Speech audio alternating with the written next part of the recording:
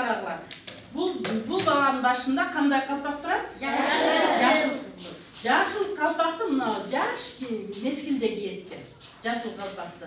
Андан кийин көктү кичине чоңойтуп, мына эшетип баратканда кийет экен. Анан кызыл, кызылды Кыргызстанда жигиттер үйлөнөр мезгилде кызыл калпак кийет экен. Андан кийин карага да жатпайт экен, бул кандай экен? Күрөңдү 25, 30, 35терге чыкканда ушундай калпак кийет экен.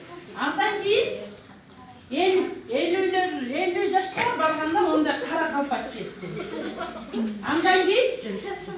Андан кийин 70-тен өткөндө, картайганда, тоңата, тайса болгондо мондай ак калпак кийет экен.